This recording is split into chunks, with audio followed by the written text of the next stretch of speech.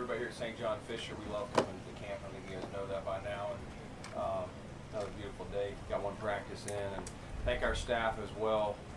Andy Major, Emily Kearns, Brendan Rowe, Ryan Moore, Matt Warswick. A lot of people help so we can just walk out there and do this. We know it doesn't just happen. So again, thanks to all the St. John Fisher people for being so welcoming, and thank our staff for getting it set up. After that, I'll take questions.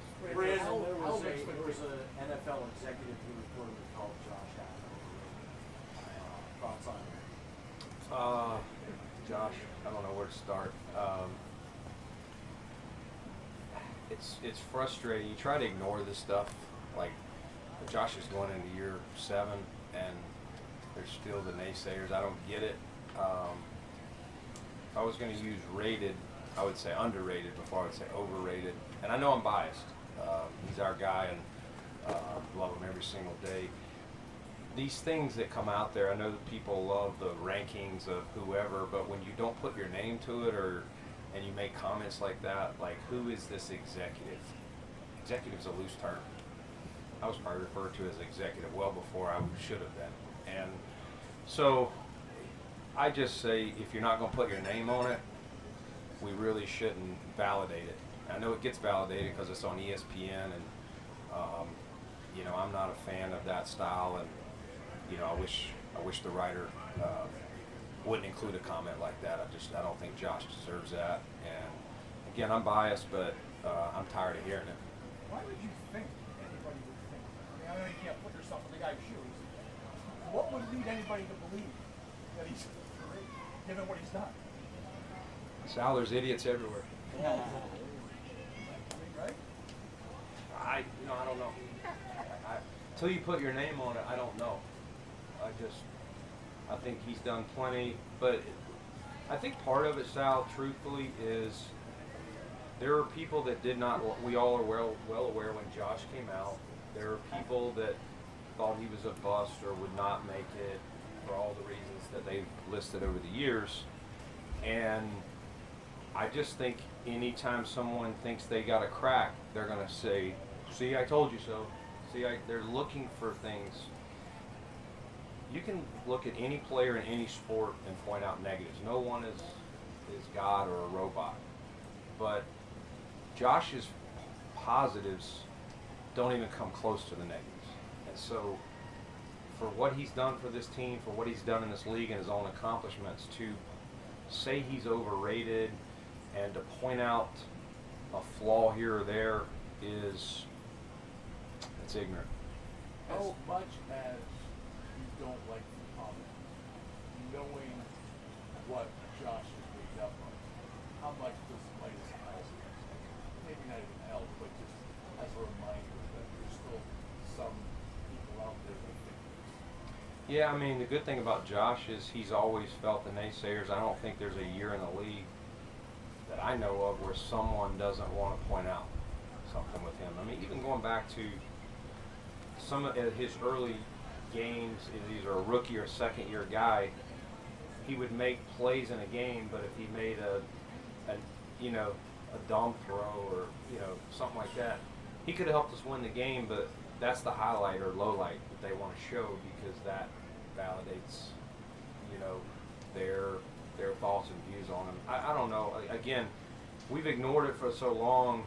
And I think the local media, you guys will all see Josh and realize not only is he a hell of a player, how great he is in his role. It's so hard to be a quarterback and have his status, and he stays after and signs every freaking autograph, and he's perfect in the role. We're lucky as hell to have him, and I get frustrated with it. But Josh he's got a natural chip, John, and I don't think whether this person said this would change that. I think he's coming in this year with a chip. He wants a title. He wants it. Every year that we don't win it, it's digging a deeper chip, and I think that's what motivates him. More broadly as a team, how aware, how much do you care, put a chip on, maybe the way a lot of outsiders are talking about your team and the expectations for what they could possibly accomplish this season in particular? Yeah, I mean, I think it's similar, John. Like, there's been some years where they said we're the favorite or we're we're supposed to win. That doesn't mean anything. It really doesn't. Every team is a new team, and I know that's, coach speak or GM speak, whatever you want to say. But this is a team that has a lot of new faces, both sides of the ball. But, this is what camp is so important. That's why I love being here. This gives us a chance to, obviously, we can work on any game field or practice field, but we can bond here, and I think that's what Sean and I really value about going away and sitting in the CAF. Just walk out of the CAF and there's guys sitting there. They're not rushing to get to the meeting and do honey-do list or get home. Their focus is solely on doing their job and getting better. And this is a new team that'll have to define itself. So whether people predict us to be, 6-11 or 11-6 or whatever it is, it really won't matter. Once games start, that's what you guys are going to be writing and reporting about. How exciting was it for you to evaluate all these new faces and so many different variations? It's always fun. I mean, camp has a different feel. There's an agent here that I was talking to after practice, and he was like, "Hey, what camp is it, and how do you like this?" And I'm like, "It's totally different from years ago when you come out here and we would do 9-on-7 hitting drills, 30 minutes off of vacation, like just as coaches wanted to see who had been working and who hadn't." But the rules probably for the better from an injury prevention standpoint. We do a ramp up. I mean, today's probably the shortest practice we'll have until we do a mock game before we play whoever opener is. Chicago may do it. So to me, this is just a continuation of the OTAs until we can get into pads and evaluate the 9-on-7 drills, the 1-on-1 pass rush. Because football this is not flag, this is tackle, and so there's a lot of evaluation coming up once we get through this acclimation period. From the point you handed in the card to now, and I know it's only one practice here, has anything surprised you about Keon and what you've seen of him? I didn't know he was as funny as he is. But he's. I've had more texts from people all over the country I'll talk to. I don't know how good your guy is, but I sure love watching his interviews. And I'm like, well, hopefully his game matches his interviews. But he's smart. He works hard. He's competitive. And again, I think that he will bring a physical element. He's got size. I think that'll be part of his game. I know they've been working a lot, even at the end of OTAs, on red zone stuff, jump, fade balls. Obviously he'll have some chances to win on 3rd and 5, a slant or whatever route Josh and Joe dial up. But I think hopefully as the pads come on that we see some of that versus what you're going to see in maybe you've got a speedster or a super quick Cole Beasley type or something like that. Was it deliberate on your part at all the way that you attacked cornerback this offseason to come in here with Rasul, Christian, Kyer working his way? We see a lot of Jamarcus Ingram out there today. Not that maybe veteran depth player that you've had in camps past. Was that deliberate to kind of get a look at Kyer and Jamarcus a little bit more, maybe some of the other young guys? Yeah, I mean, we think we got some guys, and yeah, it's a big year for Kyer and Christian, both going into year 3. Our first full year with Rasul, but I think having Rasul as a cagey veteran he's seen the highs and the lows of this league, from being drafted where he was drafted I think a 3rd round pick to being released on a practice squad and then working his way back up into a nice contract and a starter status, and obviously a guy that we traded for. So I think you got 2 guys there that are 3rd-year players that they know everything to expect, and we're looking for them to both take another step, and then having Rasul here and then some young guys around it. But listen, if we see a veteran that we think we need to add and we can fit them in, we would do that. But we like the competition too that we have right now, Matt. Tamara was out there getting some reps with the ones today. And aside from what happened, just as a player, his development in year 4, what have you seen from him? Yeah, he came back hungry. One of the things he said to me, and I feel like he said it to others, is I got through last year being like, the first. Right now we were still talking about it's going to be different when he puts pads on. It's going to be different that first hit, and then got to get in a game in a stadium, where that incident happened. no one's talking about that anymore. I know you're asking me the question because of that, but his focus was like, no, I want to go win a job. I want to show I can prove that I can start and help and make plays, and so that's been his focus. Is, you know, Micah and Jordan are gone. There's new faces around, and don't forget about me. I can still do it. Hey, Brandon, what do you want to see out of Vaughn over the next 6 weeks to say, hey, let's sort of cross that barrier and can we put up the play? Yeah, I think similarly, you know, last year we were talking about Vaughn's ramp up and all that, Ryan. I think for him it's just seeing that explosive twitch that we saw a little bit.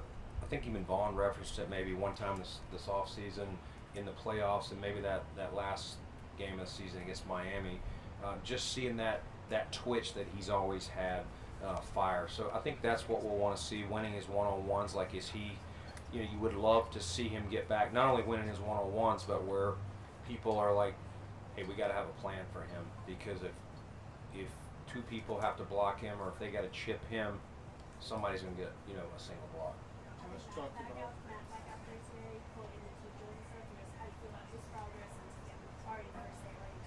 Yeah, Matt's done.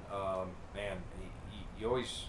We've had some guys back with Tre'Davious, his rehab and just the way he attacked it, and it reminded me of the way Thomas Davis in Carolina attacked 3 ACLs and things like that. But you know, I think he's the same way.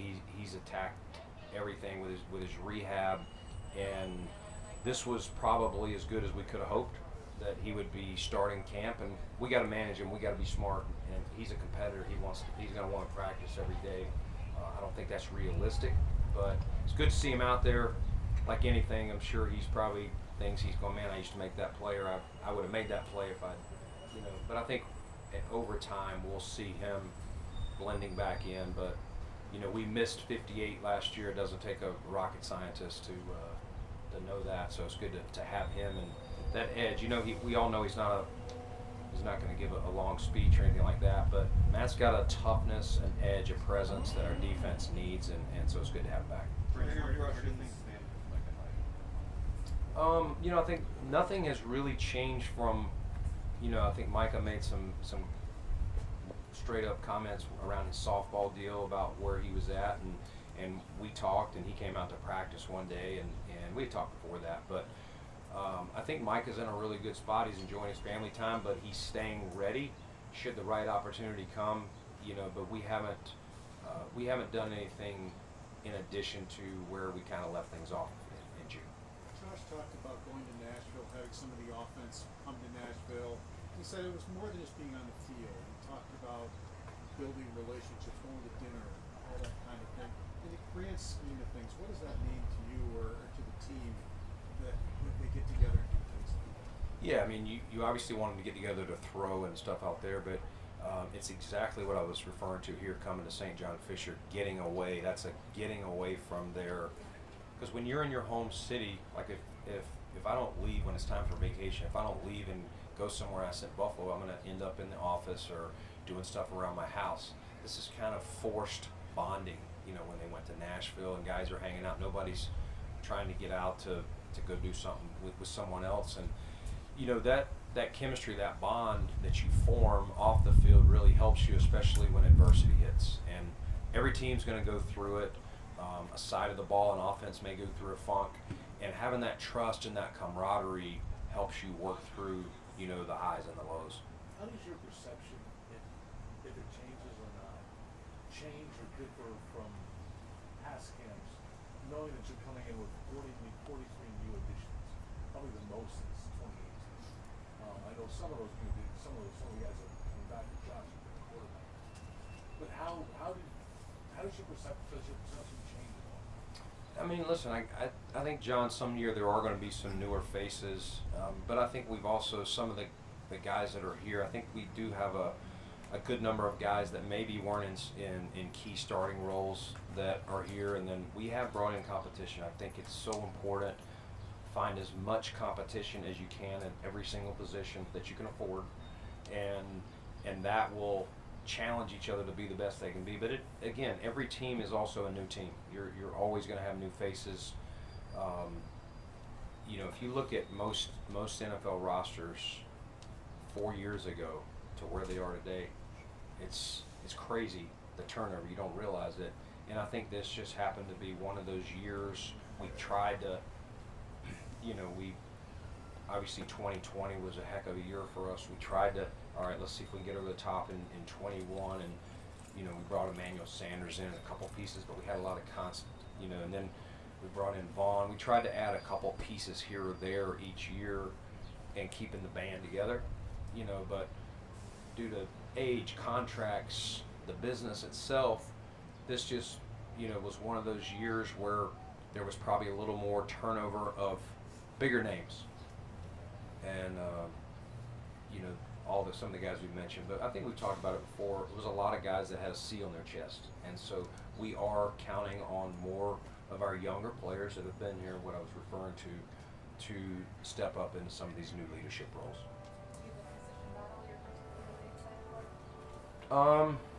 No, I think the biggest thing that I love now is we've been training. We've had these guys since April, May for the rookies, and as I was saying earlier, Catherine, it's shorts and t-shirts, and so I am always excited to watch the padded periods, the plays that matter. I mean, we're not bringing guys to the ground, but one-on-one pass rush, 9-on-7, who's coming in there thumping, just some of those things. And then I think we're all going to be interested, and I don't know how much we'll be able to tell in practice, but this first couple preseason games, how this kickoff thing is going to unfold. And, I think that's going to determine, some of the final roster spots on all 32 teams. How has Coach Babbage, his approach? What are your thoughts on Coach Babbage's approach? Just his energy. I mean, he's able to. He's one of those guys that he's always had to bottle it up, and he wakes up like he slept with 3 cups of coffee. I mean, Bobby's just but it's great energy. It's positive. The hardest thing for him is probably not being as hands-on at one position. Whether it was safeties or linebackers, doing the whole thing. But I mean, just even our setup here, the way the defensive staff is set up, it's right outside mine and Sean's office, and I had my door open yesterday, and he was going through everyone's drills. I mean, he had all their assignments down. I was getting off the phone, but it was like he was sitting next to me. I mean, he probably was standing up, like coming out of his seat. So I love the energy. I think it's good. I think our players feed off of it.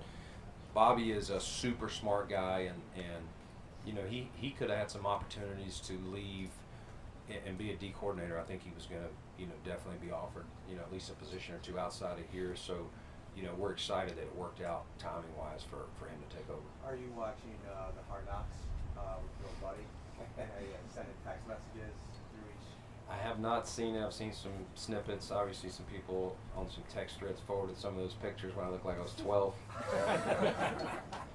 Less responsibility, less gray hair. But man, I'm better him than me going through that. Let's just say that.